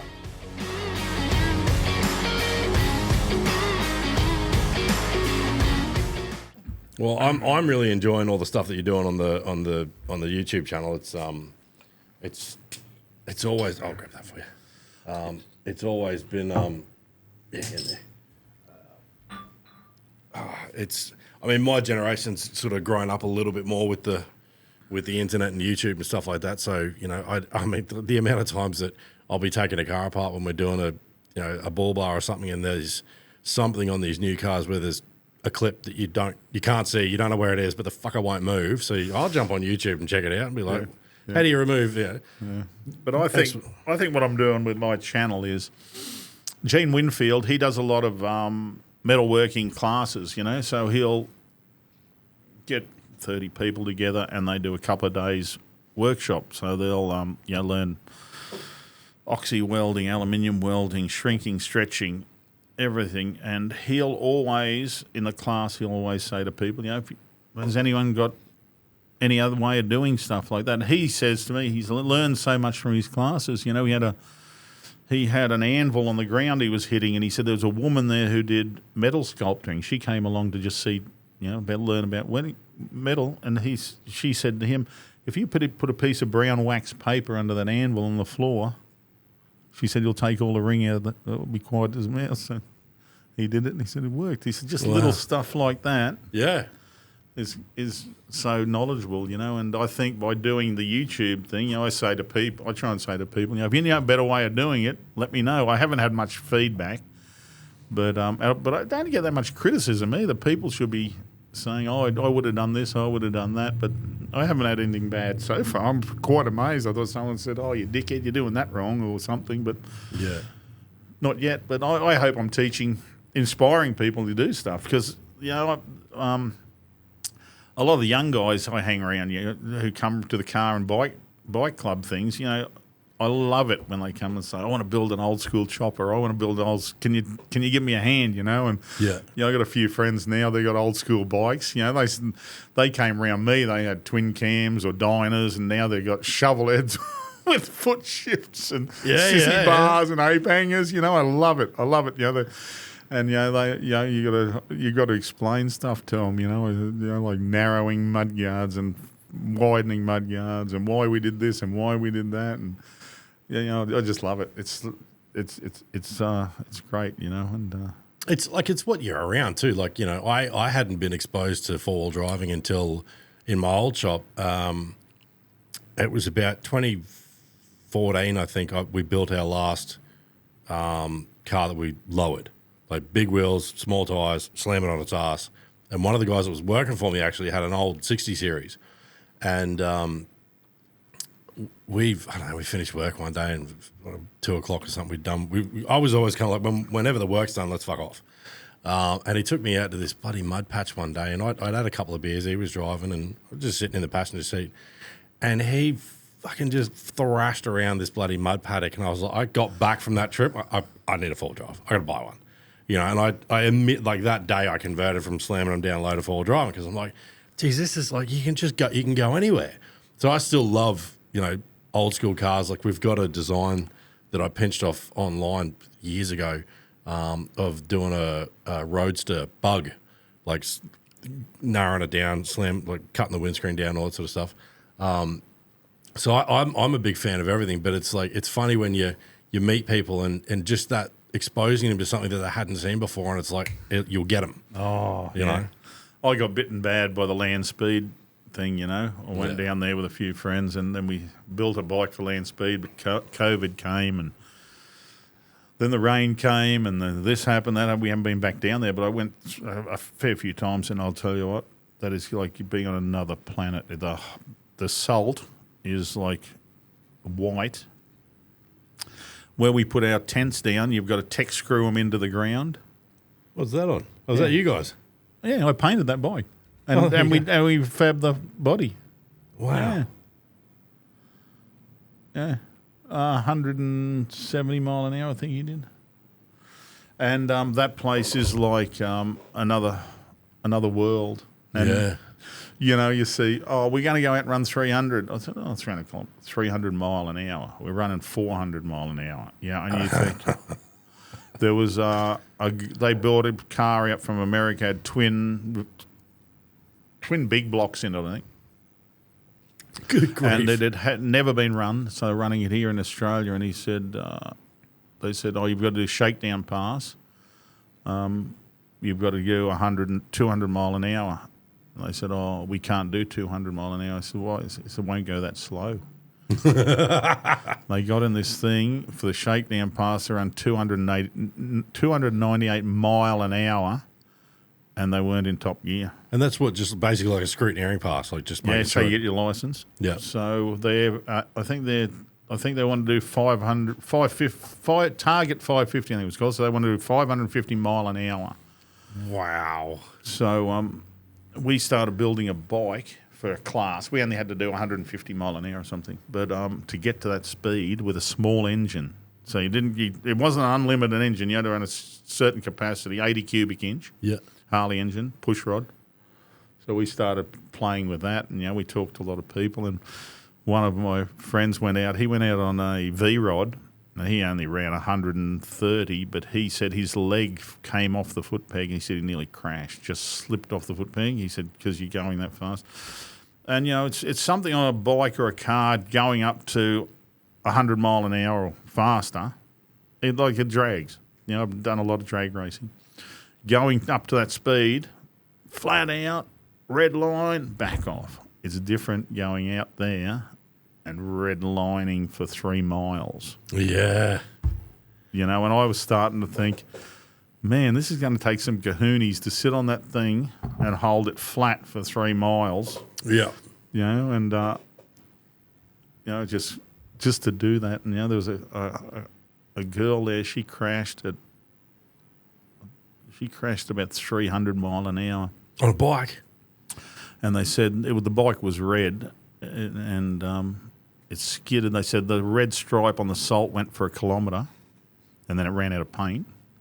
But she was inside a cocoon, and she was unharmed. But it's just crazy, the stuff out there. The speed. They say, we're doing 100. You think 100 kilometres an hour? It's not. It's 100 mile an hour. Yeah. And if the wind's blowing, I forget what it was, more than 8 miles an hour or something, you can't break a record because you've got the wind helping you. Right.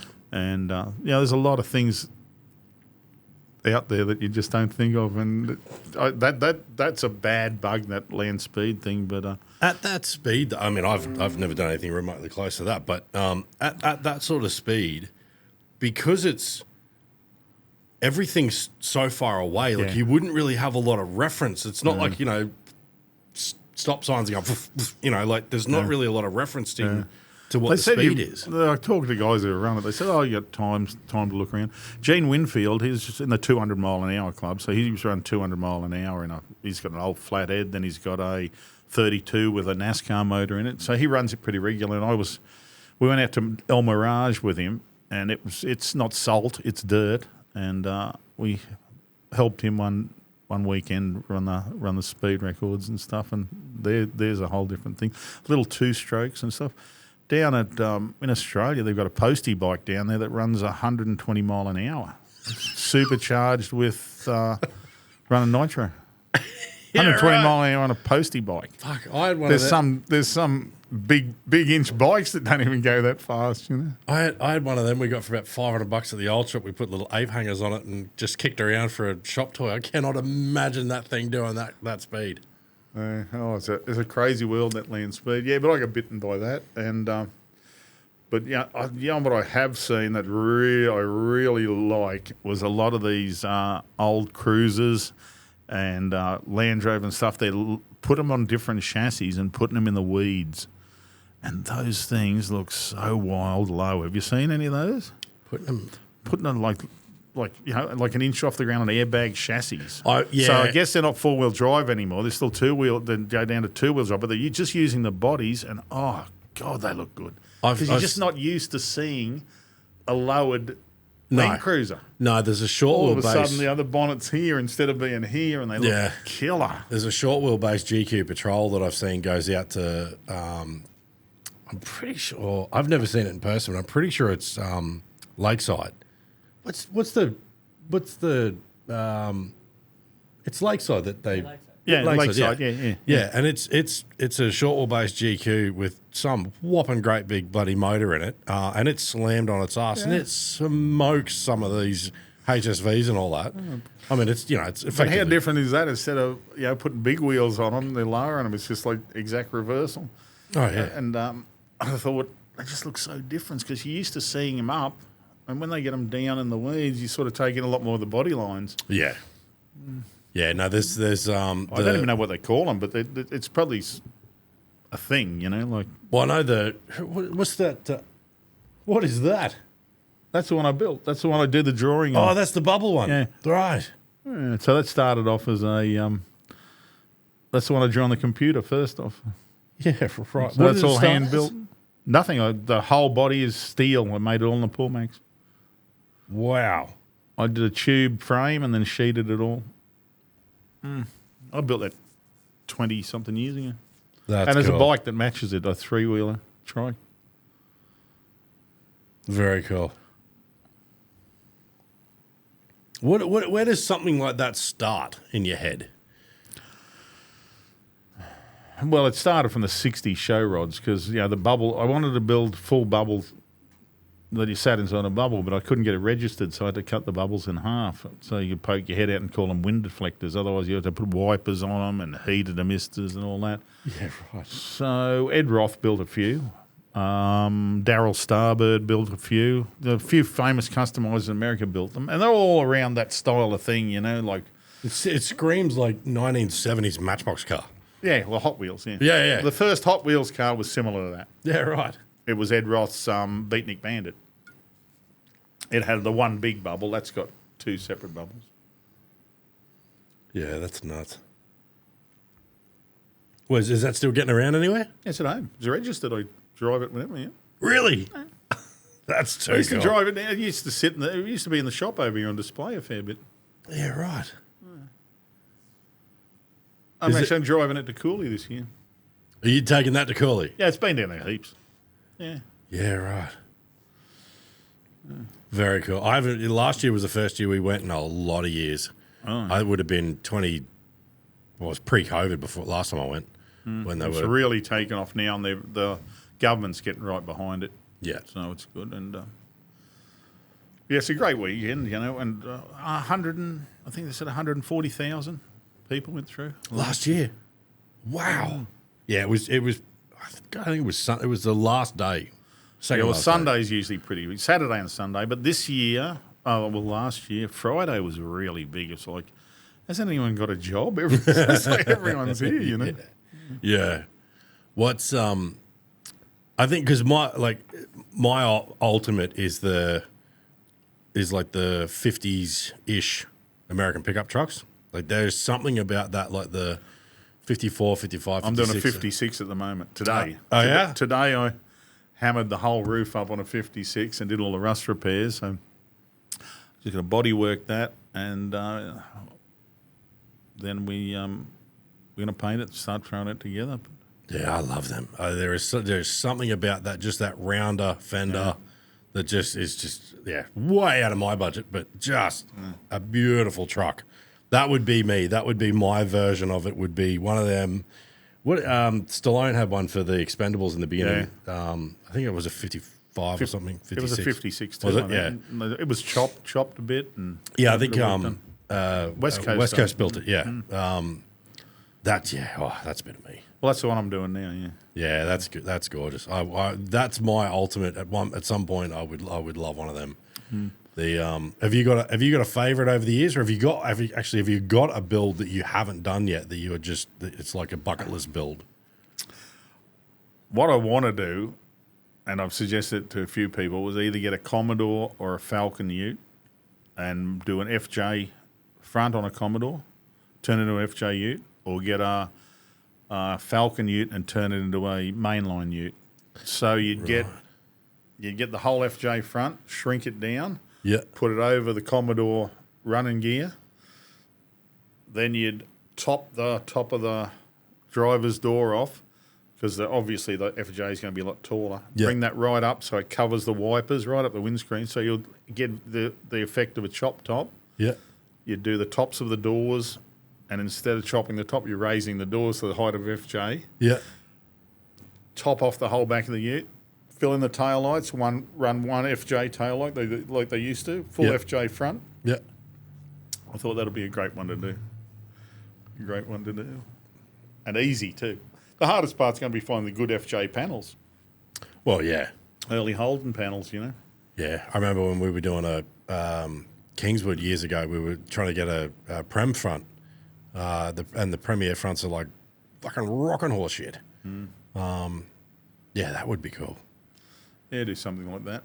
I'd like to do that. And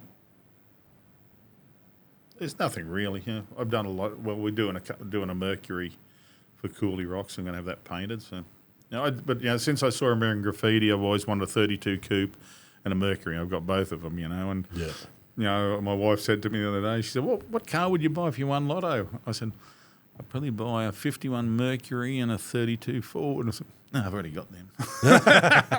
But to me, they're the ultimate cars. You know, that's you've got the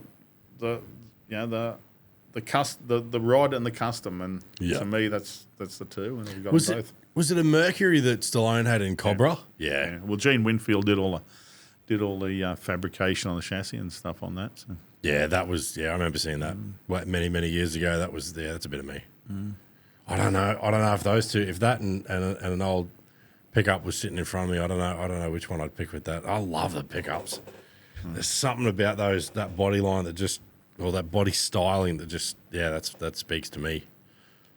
But the Mercs are very cool. Yeah, I think if I won Lotto, I'd just start building. I always, if I won Lotto, I'd build a 32 Ford chassis in polished stainless steel. I hope no one listens to this and steals my idea. But it's basically the ultimate hot rod chassis. But I do it so it was low and with real nice chrome everything or stainless steel in it. Then every year I build a crazy body and put it on the chassis. Have the same engine, same gearbox, same the running thing with a firewall. Yeah. But every year I build a crazy body, put it on, and have it at some hot rod show. Yeah. I'd love to do that. That'd be great. And then sell the body to someone with a 32 chassis because they're interchangeable. But I'd like to do that. That'd be cool. Because you do a grill shell and a body. You do anything from a giant skull to a pumpkin to a whatever. On this supercharged chrome chassis. Yeah. Have a bit of fun with it. Yeah. Anything you put a bloody anything on there. That's very cool. That would be cool. Do you reckon you would if you got to a point where it was like there's no money's no issue, no nothing, would you still want to do it yourself and take your time, or would you have a heap of people in and I'd have friends. I'd definitely have some friends help me who are good at fabrication, so. Yeah, there's that rock and a hard place. I know I get stuck with it sometimes is when I'm trying to get tanks are the worst for me because it's just trying to get that shape out of my head, and because I don't have templates for anything because I don't there's nothing I've ever built I've kept a template for because I'm the same. Yeah, I like it's if I'm just as soon as I've done it I find like I chase the challenge, but if I've got a template for something I'm like that's boring now. That's like the doing the 79 bonnets. I like it when someone will ring up. Have you ever done one of these? What are your bonnets for this? No. I'll do a bit of a discount on it because I'm like, it's going to take a bit longer, so I'll give you a discount, but I'm going to have fun playing with that. And you don't want to do 10 of them. No. We're actually talking to a company at the moment about taking my bonnets and doing a mold off it and reproducing them in fiberglass. Yeah.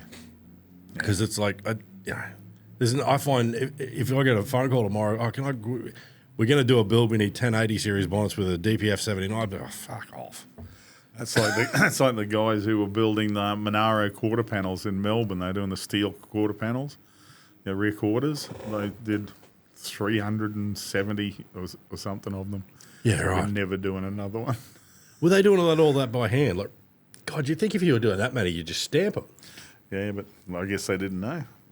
Yeah, true. How many they were going to sell, Yeah, I guess thinking back on that, I probably would have kept some templates if I'd known how many of these fucking bonnets I was going to do. I guess they would have had templates made from the word go, because they were coach builders. They're really talented guys. But yeah, I find once you've built one thing, you don't really want to do it again. No, it's like I like trying to work it out. Yeah, once you've worked it out, you beat it. You've got it beat. Speaking my language. And then someone will go, this is how you do it. I'll tell you how to do it, but I don't want to do it. Yeah, that's right. I've done it, yeah. Yep. I get that. I do a lot of louvers, and the last thing you want to do is do the same louver pattern in every bonnet you do, Or because you make a lot of your stamps out of mile, don't you?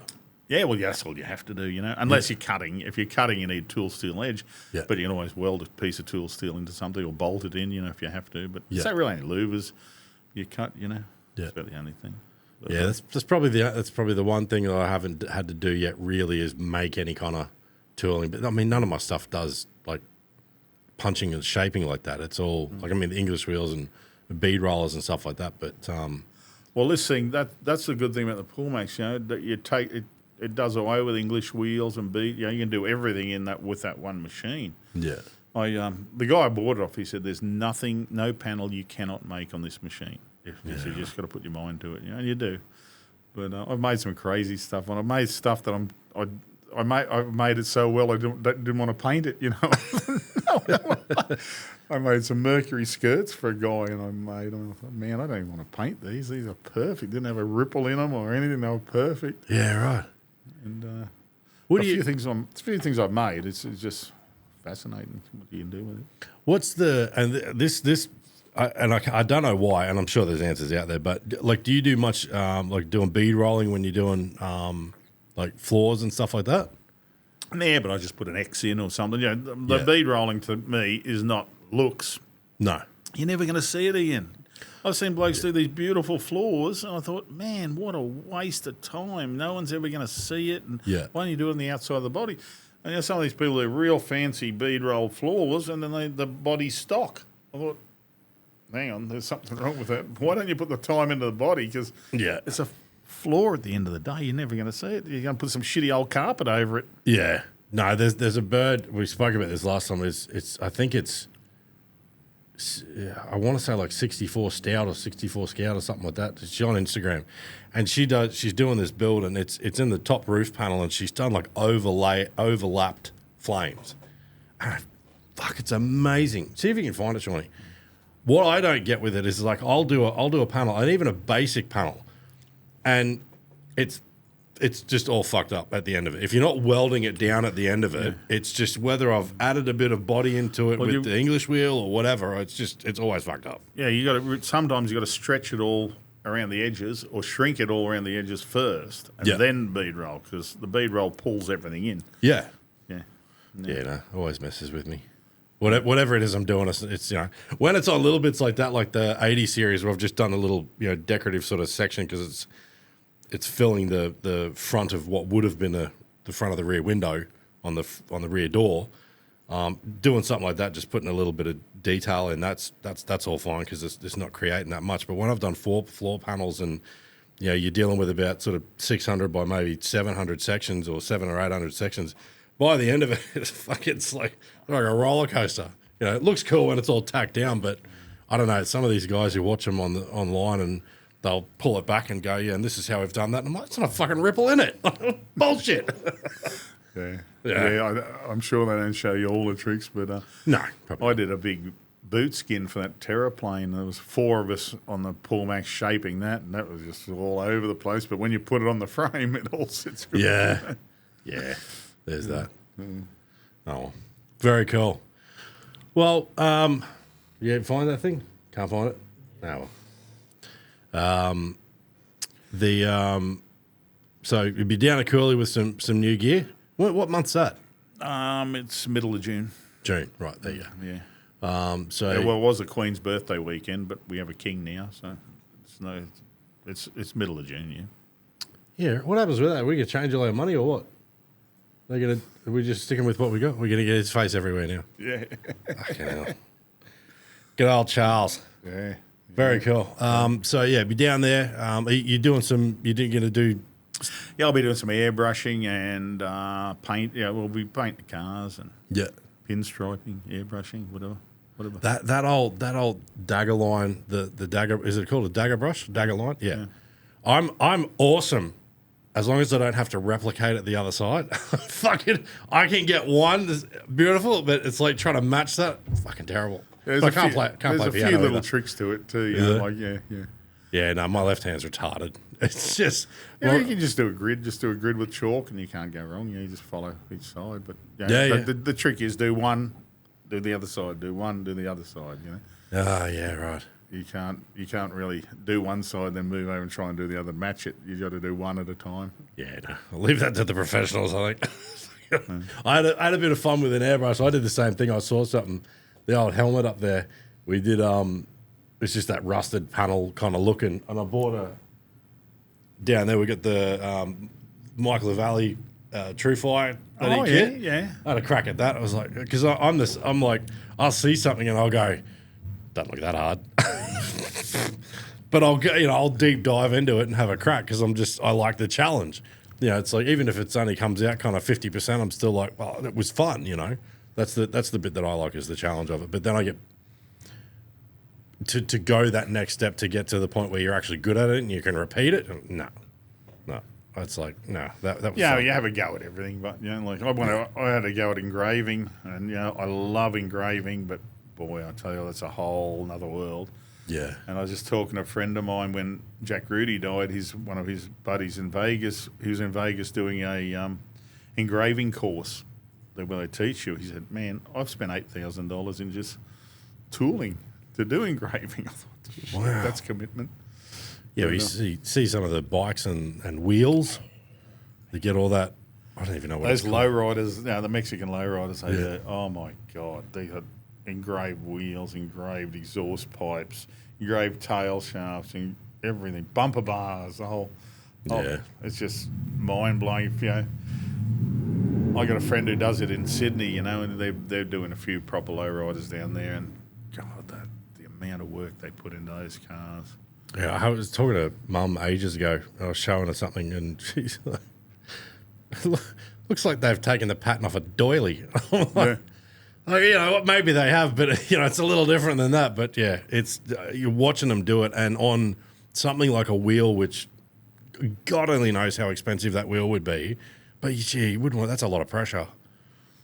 Yeah, no. Yeah, you can't. It's like tattooing. You can't make a mistake. But I got a friend who's really good at it in Sydney, and another friend who's out in Western New South Wales, and he does a lot of it. And boy. Yeah. He's got 300 hours on a motorbike tank, an aluminium tank, and wow, 300 hours on it. Just think, and how do you charge for that kind of thing? It's just I can't imagine the bills them lowriders must pay. Like to have the whole car engraved. And we definitely don't have the budget. I don't think not mainstream as much over here as what the Americans will do because the Americans will throw money at anything. Yeah, I don't know. I just don't know where it all comes from. You think. Where do they get the money to do that? No. Like I remember watching some of the Gas Monkey episodes, Fast and Loud episodes, and like they were taking. I mean, some of the stuff. Okay, fair enough. It's over the top and it's amazing, but there was some of the stuff that they were building, and it's like paint job, crate motor, relatively kind of nice, but nothing over the top interior, wheels and tires on air ride. And you're like, okay, there's $50,000, and it's like. They're selling it for like 150, 200, whatever they're spending. I'll tell you that you look at some of the stuff they. Hang on, scroll down. This will be the roof. Will be there's the roof. Oh yeah. Click on that. Like, no, that's not a roof. That's a bum of a seat. Yeah. But like, but still, yeah. Yeah, she's very good, and she'll sort of sit there and you watch her do it, and you're like.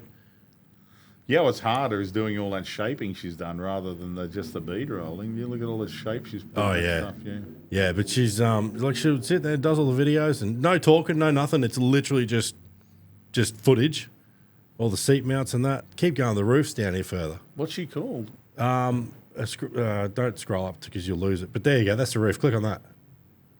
No, that one down. Oh, I have seen that. Yeah, I have seen that, yeah. Yeah, like that's just nuts. 6'4" stout. There you But yeah, she just kicks along, does it. You know, no talking, no nothing. But just makes me fucking. It's like half of me's totally intrigued by how she's doing it, and the other half of me's pissed off I can't do it. Oh, it's just so many hours. Oh yeah, and you've got to have the. You can do anything if you've got the time, but the time and money. Yeah, there's that. Yeah, you can't work. You can't spend. You can't spend a couple of months working on a roof and get $100 for it.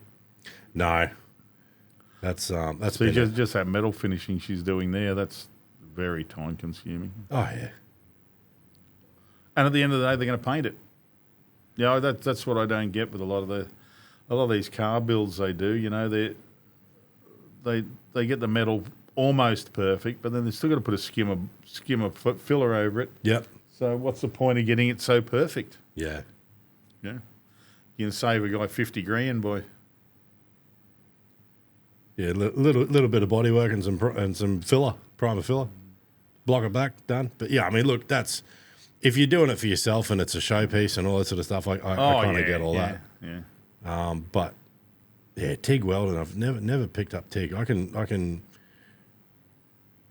get most of what I need done with a MIG. But TIG and I don't know. But I can't play piano either. So I don't know. Maybe it's just a right hand brain, left hand brain thing. I do a bit of both. So yeah. Do a bit of everything, but yeah, I remember I had. You got to again. You've got to be able to. Yeah, it's got to be practical. You got to be able to make money out of it. Yeah. That's if you do it yourself, fair enough. Do it perfect. But if you got to do it for customers who are never going to see it, Are you old school? Do you ever deal with lead much back in the day? Yeah. I got to do a lead job shortly, actually, on an old 1930 Harley tank. But lead's no real mystery, you know. No. I was in the industry for a good decade before I actually understood what lead sled meant. You know, I was like, what the fuck does that mean? And then I got a good friend, and he was at my place one day, and he said, "Oh yeah, he's still lead wiping down at Holden." I said, "What?" He said, "He's still lead wipe all the old Holdens." I said, "Really?" He said, "Yeah." He said, "I love lead wiping." Yeah, right. That's cool. Now he drives a bloody excavator. But he can lead wipe. He used to do all the joints on the old.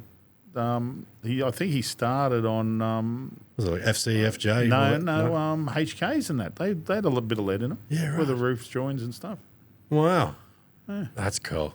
And you had to get it right. So, well, at least you can heat it up. You don't have to sand it out like bog. Yeah, but he said the good guys could almost wipe it straight in and just give it a quick file and it was done. He said the bad guys, all the painters could tell who the good lead wipers were. That's a dying art. That would be a dying art. Wouldn't be too much of that getting around now. No, because I talked to Gene Winfield. He used to do it all the time. I said, "Do you miss lead wiping?" He says, "No." I said, "Why do you stop doing it?" He says, "Because I invented body filler." Yeah. He said, "Basically, you're using acid, and you're washing your bare metal down with water. Yeah, there's a lot of negatives in the whole process, but you can do it if you wanted to." But he said, "No, once body filler came, he said, forget about it." Yeah. That's cool. Well, unless you got something else, we'll wrap it up. I know you're a busy man. You got a heap of stuff going on. Yeah. I appreciate you coming down and sharing an hour and some stories. Yeah, it's fun. Well, fun. I like having a talk about it all, and it opens up the world to everyone. I think a bit of it does this sort of thing. It's good. I like them because it's like the other shows, the other stuff we were doing. I've got like 8, 10, 12 weeks worth of filming to get 30 minutes. And these, we do an hour or 2 hours. We've got an hour or 2 hours worth of footage. It's like it gets, and I love stories. I remember when I started. I've said this a few times on here, but when I started it, because 4-wheel driving was kind of the undertone of everything, and I grew up like watching Ruthie. I was like, that's the pinnacle for me. Was like if I can get it to a point where I can sit across the table from Ruthie and have a beer, I've made it. And he come down. We got him on episode 13. I was like, fuck, what do I do now? So we just went like, let's just open it up, and we've done finance episodes. We've done mental health episodes. We had Pauline Hanson down last week. Oh, did you? Yeah. We had it 2.5 or 2 hours and 10, something like that. Came down here and she had some beers with us, and it was pretty cool. Well, when I was talking to James Ashby about it, he was like, oh, you know, we're making sure, you're not going to stitch her up. Oh, fuck, I barely understand how Parliament works. Like, I'd want to know her and her story. Like, she took us through from back in the day how she first got involved. And I love stories. I ran for politics here. Did you? Yeah, around here, yeah. Yeah, right. And I was flying to Townsville for a bike show or a car show or something to do a display. And it was during the election. And I'm sitting down the back of the plane. Next thing, Pauline and the crew come down. They're having a meeting beside me on the plane. I said, I might want to tell you I'm running in that election. They said, oh, yeah? I said, oh. I said, oh, can we have a talk to you when we land? I said, yeah, okay. So we landed, and there was like the welcoming committee for me were like these 6-foot guys covered in tattoos. We'll take your bags for you, mate. And I think they just shit the pants. Don't doubt it. We don't want to know that crew. Yeah, right. But yeah, I ran. I got, I think it was 6.5% of the vote. I did better than any other first-time independent. Yeah. And I proved that you didn't have to be a bikie, could be anything, including a politician. So yeah. I put all their words were like some politicians are some high and mighty person. They're not. They're regular people. Yeah. I think we need a bit more of that. I said that to her as well. I think we do. I think we need people off the street, to run the country. We don't need these professional politicians, they're there for 20 and 30 years and they still can't fix anything. Yeah, no, I think I didn't. I might have dropped a couple of F-bombs with her, but I was pretty. I tried to be pretty respectful of a lady and professional this and that and whatever else. I was like, tone it down a little bit. I did offer a cigar, but she wasn't keen. But I said to her the same thing. It's like we need more people in there that are on the fucking ground, that understand for sure what's going on, not in this ivory tower, worth of what would you even call it, sheltered view, that these guys have got. All these hooning laws and all, how high, your height thing with 4-wheel drive. Come on. What? You're talking about 10 or 20 mil high or too low, too loud. Come on. This is a young guy. Every cent he makes, he puts into his vehicle. Yep. He spends all his weekends working on his vehicle or motorcycle or anything, any vehicle. He's not on drugs. He can't afford drugs because he spent everything on his vehicles. Right. Yep. He's learning mechanics, and next thing he's getting pulled over. Your car's too high. We're putting it off the road. It's too noisy. That's hooning. I talked to a guy who crushes the cars, man. Yeah, right. How heartbreaking, Imagine being a young kid doing up a car. It's your pride and joy. Next thing the coppers put it off the road and they're crushing it, like, oh, God. And, and then you're supposed to have respect for the police force and the government, and all they're doing is destroying your one love, They should... been to a lot of shows in America, and the cops over there have got a drag car. Yeah. They've got a hot rod. Yeah. They've got a Harley, and they go to all the shows, and they sit there, and they shake people's hands, and they talk to people, and they do this stuff. That's what we need here. We need the government to sit down and come in with the people. Oh, well, they're just sitting up, like you said, the ivory towers. You do this, you do that. Well, we don't like that car. It's too old. We don't like that car. It's too high. It's too low. Yeah. They'll spend money on enforcing all that shit when there's way better things to spend money on in this country than that. Right. That's right. But the cops, look, there's some painful cops out there. I've met a couple, over my years, but the cops in general get a bad rap for it because all they're doing is enforcing what they're fucking told to enforce. They're doing their job. Yeah. And they'll say, I'm only doing my job, mate. I said, but what are you doing?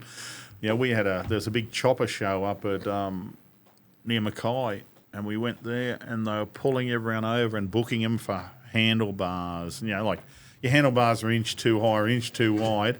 Meanwhile, in Townsville, a car's getting stolen every half hour. So. Yeah, exactly. But then, look, I think I've had a bit of a fun one with the cops for many, many years. My goal is just to get a smile. I It was, God, I don't even know how old I was. I had a VE Commodore, but it was an ex-government one. It had the FE2 suspension. It was an ex-cop car. I think it was an 05, 06. So, I don't know. That's terrible because that means I was like mid-20s. But anyway, I come out of Roadie Road up here from the Toombull direction. I'm out of Roadie Road, turning right onto Gympie Road. Oh, yeah. So it's going up the hill and it's wet. I got all crossed up, like and it was like, you know, left lane, fucking right lane, left lane, right lane, you know, up she goes. And I got to near where Superior Suspension used to be, Superior Wheels or whatever it is, near Aspley. Yeah. I got to there and then there's lights behind me. I get pulled over and this cop goes, do you have any idea how long I've been chasing you and whatever? I'm like, no. No, not at all. I said, what happened? I said, I fucking totally knew what it was, but I'm like, what happened? And she goes, the way you turned on the Gympie Road and blah, blah, blah. And I was like, I'm so glad you saw that. I said, this Commodore has FE2 suspension, which I believe it means it's been an ex-police car. And I'll tell you what, it drives like one too. It's like it's really performance. I pulled out of there and the bum just kicked out on me. And I tell you what, I did everything I could to control it and bring it back to the center lane. I'm so glad you saw that. That scared me. And she's like, you're an idiot. I was like, what do you mean? She's like, just calm down. Go on, keep going. She had a good giggle. And like, it was like, that set the tone for me. I'm like, if you just, whether you've done something silly like that or you're just generically getting pulled over, that set the tone for me. Like, anytime I get pulled over now, I just try and make them smile. But I think that's how they used to be. They used to, you know, pull you over and, you know, give you a kick up the arse. Now it's all like, it's all about money and this and that, and it's crazy. I remember getting clipped over the back of the head. I think you were with me, weren't you? We were walking up Falcoke Street at Savard Heights, walking back from your place towards Mum's. We got pulled over, we must have been 13 or 14. Was it you? We weren't wearing... We weren't doing anything stupid, but like whatever the cops had pulled us over and we were walking, like they'd pulled over and like, where do you, I mean, Stafford Heights wasn't the best area to grow up in, you know, there's some shitheads around there, but you know, whatever. And I think I'd said something cheeky and I'm pretty sure I got clipped over the back of the head, but this is like, you know, early 90s. Like you can't do that now. They'd end up getting sued. Oh, yes. But I reckon it needs to, you know, a bit more, you know, the kids these days, some of them anyway, you know, would probably benefit from how we grew up because my old man wasn't backwards and coming forwards with something. They probably haven't got the cops to do it either. You know, every cop, you used to see cop cars cruising around just doing patrol. Now every cop car you see is going somewhere. Well, that's true. Yeah, it's a bit of a different time. I think the whole hooning thing is a bit out of control. You know, like, especially if they're spending money on it when there's definitely better places they could be spending money. Oh well, you got to look at the kid. You know, who's got a. You know, that's his life, and they're just throwing it down the toilet in front of him like, you know, cop this, mate. Yeah. What's he done wrong? All he's done is worked hard to build a car or a bike, and then next thing they tell him it's no good, it's a piece of shit. We're going to crush it, you know. I think there's some of those rules are good for people that are out abusing it. Like, if they're in a heap of shit car.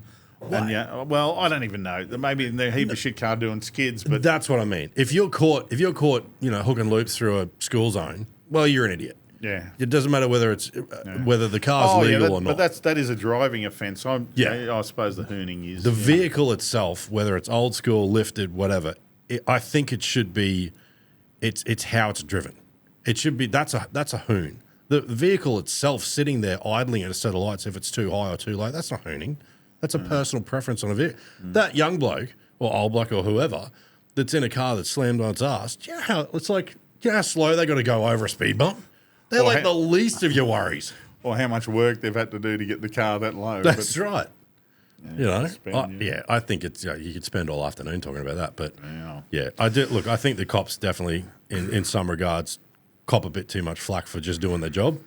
But yeah, I talked to one cop. He said the easiest thing to do, you know, they used to get everyone to Harry's, and he said the easiest thing to do was doing for tyres. He said it was a $175 fine or something, and you just do them for tyres. And he said that was the cheapest one he could do or something when they were. Yeah, right. He said that's what he had to do. What was it? It was Aspley Macca's before we graduated to Harry's. We were hanging at Aspley Macca's. There was always cops out there. Yeah, and there was a few on the south side. And, yeah. God, that's taking me back. Wow. Well, look, if I don't see you beforehand, I'll definitely see you down at Cooley because we'll be down there again. Yeah, well, I come past every day, so if you do anything exciting, give me a yell. I'll stop in. I'll be away. I'm usually just drinking beer. Doing as little as I can, I really. usually come through here about 7 and usually come home about 5. Yeah, we're driving down from Bribey at the moment still. Wanted a bit of a sea change up there. Got 6 weeks into the new place, and the landlord said that they were selling it. Oh, fuck you, we'll come back to Brisbane. So we'll be back down here again, but it'll be a lot less driving. Yeah, no, there's always... Stop into the hot rod shop one day, and we're doing that 56, we're doing the Terraplane, we're doing a 32 Roadster, Charger with a Hemi in it, and if you ever... Sandman panel van. If you ever need an extra pair of hands, I'm always kicking around doing something. Yeah. That'd be cool. We got 2 Pull Maxes down there, 2 different ones. With a bunch of shit. Yeah, that'd be a fun bit of equipment to use. I've got my head around all my shit over the years, but that's still a finger thumper. It's still what did Jesse James say? It's like a hammer, but only the hammer stays on your thumb or something. Oh, that's a power. He was using the power hammer. That's right. Yeah, but now he's all Pull Max now. Yeah, I love all that old school stuff. Yeah. I think that's probably the one thing I would love to do would be to go out and get a bit more of the old school equipment because most of the stuff I've got through is like all Metal Masters or Hare and Forbes, all that sort of gear now. Yeah, but it's at least they've got it all, you know. Yeah. Metal Masters make some good stuff. Yeah, that's it. Most of that stuff that I've gotten through them has been good, but it's just the old school stuff just looks cooler, That's just, it's what I grew up watching some of the old school. So that one Jesse's got, he's got a beauty. It's like a big C-shaped thing, like old school. Yeah. He's got a lot of cool old stuff. He was doing that desert racing, and he bought a water jet cutter, pretty big one, and he was cutting all his suspension pieces out from that. Yeah. And I went and saw him one time. I was like, how's the water jet going? He says, have another look. And he's same size machine, but it was a laser. He said, I got rid of the water jet. He said, I bought a laser. Yeah. And to afford it, he had these guys there. He was just taking on contracts to make laser cut stuff. Yeah. When the whole thing was running all the time, making cutting laser stuff. But when he wanted to do his stuff, it was there for him to use, So, that's a fucking smart idea. Yeah. He said the water jet thing cost him $30,000 to empty from the city, the water, Wow. For all the they had all it's because they're all sanding. It's got abrasives in it. Yeah. All that. Yeah, it's so dirty. He said, yeah. Wow. The laser's nothing, and he said he couldn't weld anything together that had been water jet. He had to grind every weld before he could weld it. Yeah, it was all right. full of contaminants. So the laser, everything's clean. He said you cut it in 45s. You can cut halfway through if you want. You can. Oh, really? That's cool. Yeah. Yeah, those sorts of toys are a bit beyond me. Well, he said his trophy truck, I think he said there was 300 separate pieces in the front end components that he had to cut and weld together. Yeah, right.